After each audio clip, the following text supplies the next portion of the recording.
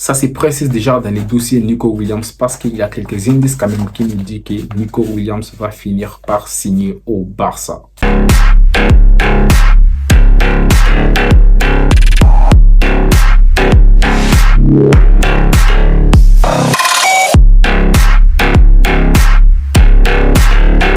Bonsoir à tous et j'espère que tout va pour le mieux pour vous. De mon côté, ça va très bien. Bienvenue sur la chaîne Soccer Time. Donc, si c'est pour la première fois que tu tombes sur une de mes vidéos, si tu n'es pas encore abonné à la chaîne, abonne-toi à la chaîne et surtout active la cloche de notification pour ne rater aucune de mes vidéos. Et surtout, mettre un plus bleu pour m'aider à élargir la chaîne, m'aider à agrandir la chaîne, ça m'aide énormément. Aujourd'hui, il y a pas mal des infos que je vais essayer de partager avec vous.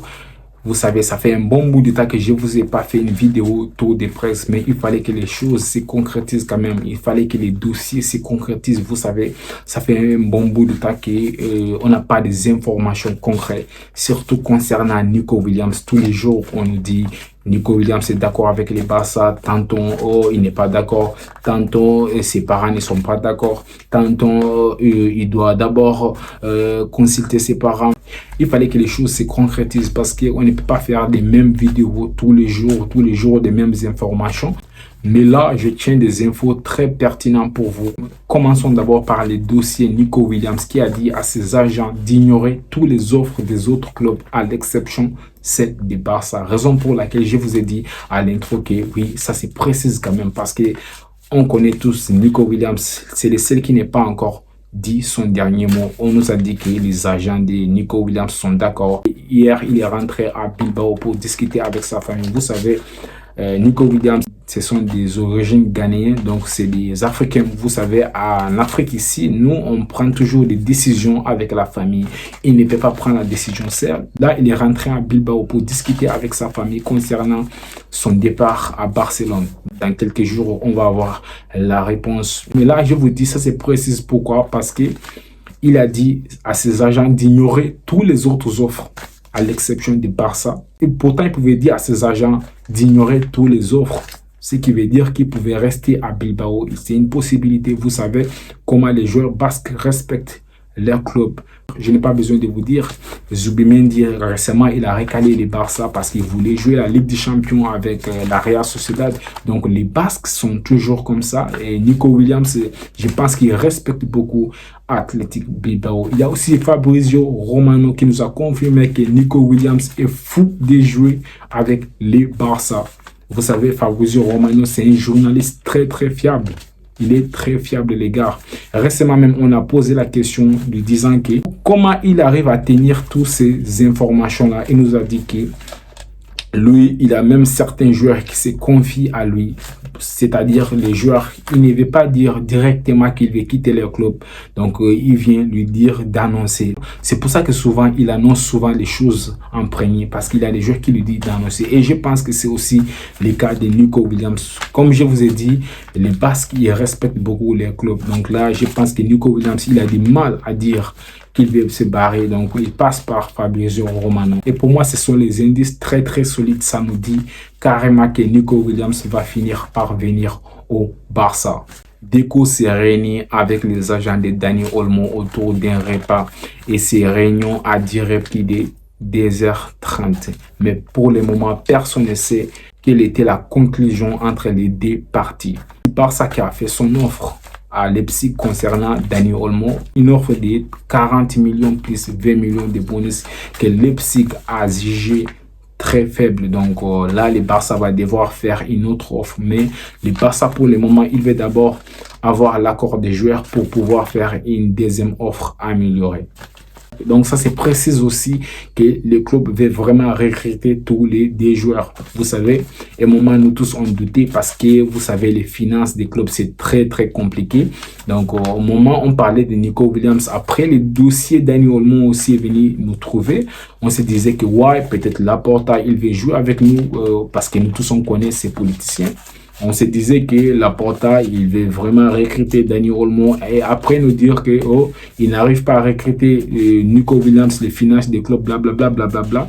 Mais là, ça se précise déjà que le club est focus sur tous les deux. Déjà, Laporta même qui nous a dit que les finances des clubs actuellement sont stables. Ils sont capables de réaliser n'importe quelle opération. Aujourd'hui, il a dit ça. C'était lors de la présentation du coach Hansi Flick. Vous savez, aujourd'hui, Hansi Flick a été présenté devant tous les médias catalans. Donc, c'était lors de cette présentation que Juan Laporta nous a dit que les finances des clubs sont vraiment stables. Reste à voir s'il dit la vérité parce que c'est un politicien. Il dit n'importe quoi pour nous calmer. Une autre info très triste, Ansu Fati, il est blessé pour environ 5 semaines. Coup dur pour Ansu Fati. Ansu Fati qui s'est donné tout à l'entraînement.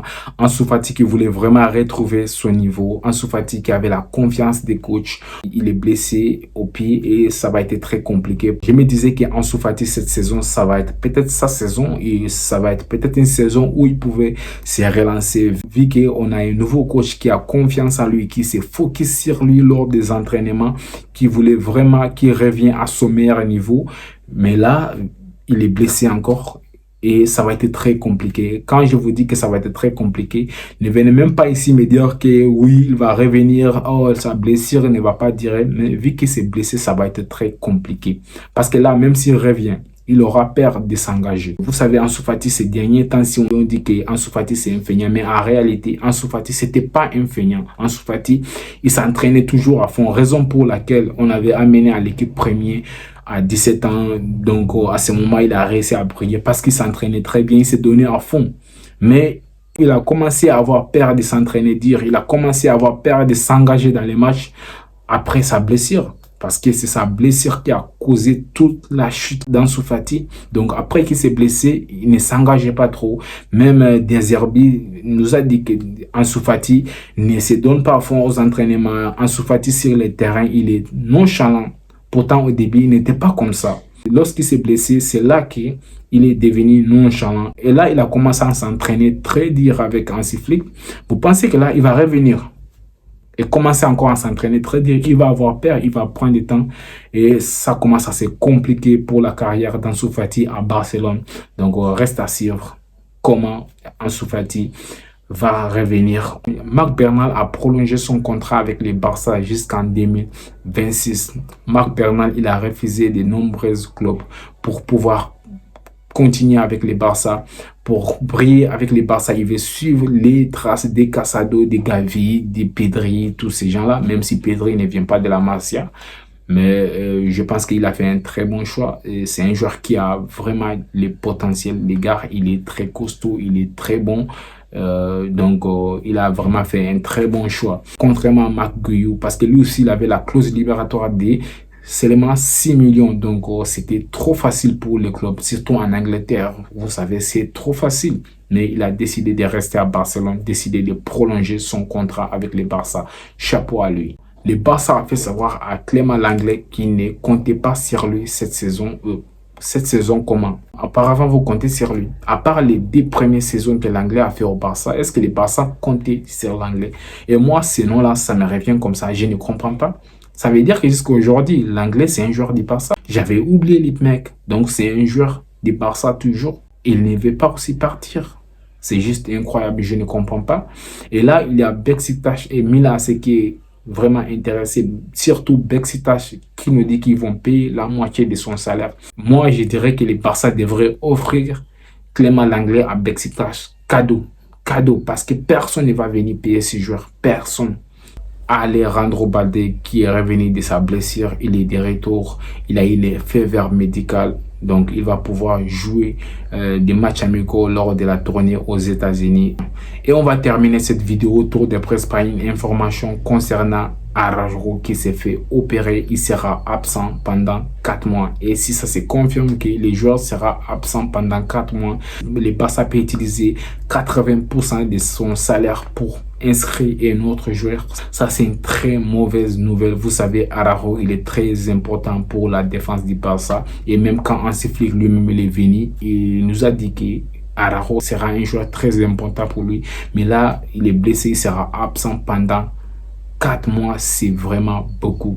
Et justement, on aura peut-être Mikai Faye qui va exploser. Et moi, j'espère que Mikai Faye va prendre la place d'Araujo. Parce que Araujo, ces derniers temps-ci, il faisait la princesse, il jouait avec les clubs. Il était là en train de faire comme si c'est pas les clubs qui lui a révélé au monde entier. Il était là en train de dire n'importe quoi. On lui pose la question s'il veut rester à Barcelone. Il nous dit que non, il est concentré sur la Copa América, machin. J'espère que Mikai Faye va faire les taf pour prendre la place d'Araujo.